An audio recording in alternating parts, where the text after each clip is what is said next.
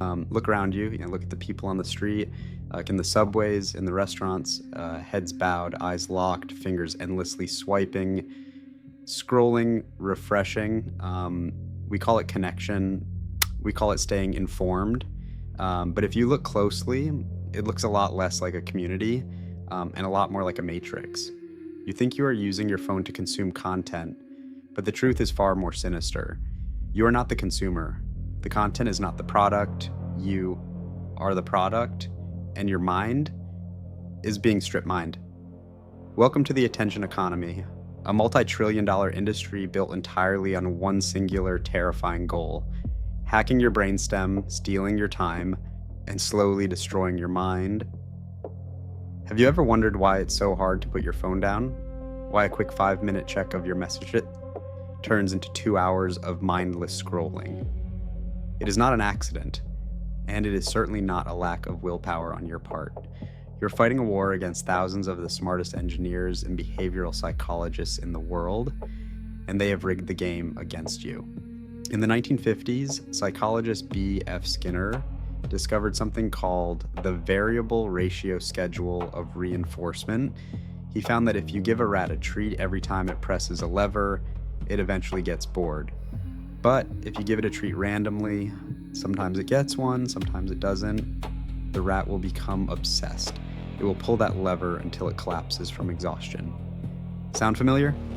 Every time you pull down to refresh your feed, you are pulling the lever of a digital slot machine. Will it be a like, a message, breaking news, or just a boring ad? The uncertainty triggers a massive spike of dopamine in your brain. Dopamine isn't just about pleasure. It is the molecule of anticipation. It forces you to crave more. Tech giants didn't build communication tools. They built behavioral addiction engines. They engineered a system that exploits human psychology, turning our deep evolutionary need for social validation into a quantifiable, monetizable metric.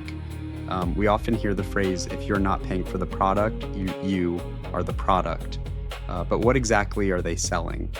They're selling your attention. They're selling your future choices. They are selling you. In the attention economy, human attention is the scarcest and most valuable commodity on Earth. Oil fueled the industrial age, but data and attention fuel the information age. Advertisers pay billions of dollars just to get a fraction of a second of your time. To extract this resource, these platforms need you to stay online for as long as humanly possible. They don't care if the content makes you happy, angry, depressed, or anxious. Actually, algorithms learned very quickly that anger and outrage keep you online longer than joy. Anger creates engagement. Fear keeps you scrolling. So the algorithm feeds you a diet of polarizing news, unrealistic lifestyles, and endless controversy. It creates a customized echo chamber designed to trigger your specific insecurities and fears. Every pause, every click, every second you linger on a video is tracked, analyzed, and used to build a digital voodoo doll of your psychology. They know your political views, your secret desires, your insecurities, and your vulnerabilities. They know you better than you know yourself, and they use this knowledge to steal the most precious thing you have, your time. The hours you could have spent building a business, learning a skill, or being truly present with your loved ones, traded away for cheap dopamine hits. But the theft of your time is only the beginning. The real tragedy is what this economy is doing to your cognitive abilities. Our brains were not evolved to process the sheer volume of information we consume every single day. We are forcing a prehistoric organ to process a relentless tsunami of hyper-stimulating data. The result? Our minds are breaking. Notice how hard it has become to read a book, to watch a movie without checking your phone, to just sit in a room in total silence. Your attention span is shrinking. Studies show that the average human attention span has plummeted in the last decade, now rivaling that of a goldfish. But it's worse than just distraction. It's an inability to engage in deep work. By fragmenting your attention into 10-second micro videos and endless notifications, the attention economy is stripping away your ability to think deeply.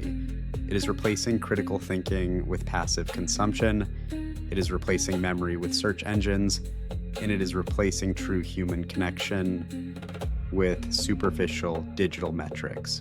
When was the last time you allowed yourself to be bored? Boredom used to be the birthplace of imagination. Now, boredom is treated as an illness, and the smartphone is the cure. But by constantly escaping boredom, we are escaping ourselves. We are drowning out our inner voice with the noise of the crowd. And then there's the silent epidemic, the catastrophic impact on mental health. We are more connected than ever before in human history. Yet we are experiencing unprecedented levels of loneliness, anxiety, and depression. You wake up, and before your feet even touch the floor, you flood your brain with the highlight reels of everyone else's lives, the tragedies of the world, and the demands of your inbox. You start your day in a state of reactive stress. The continuous partial attention we live in means our nervous systems are constantly on high alert.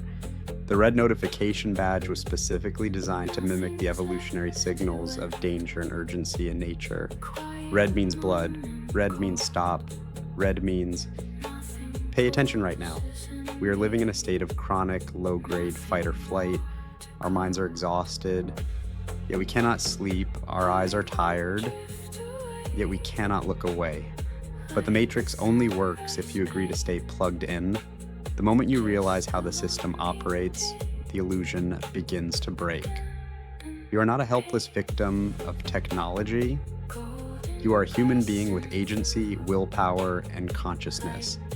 It is time to rebel.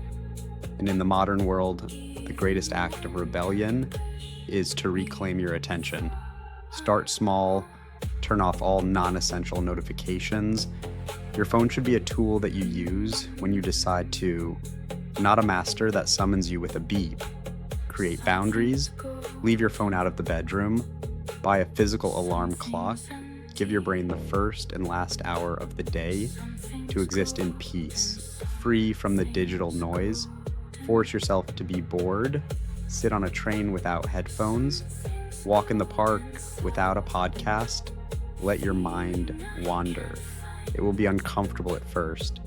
Your brain, addicted to the constant feed of dopamine, will scream for a hit. You will feel the phantom vibrations in your pocket, but if you push through the withdrawal, you will find something beautiful on the other side.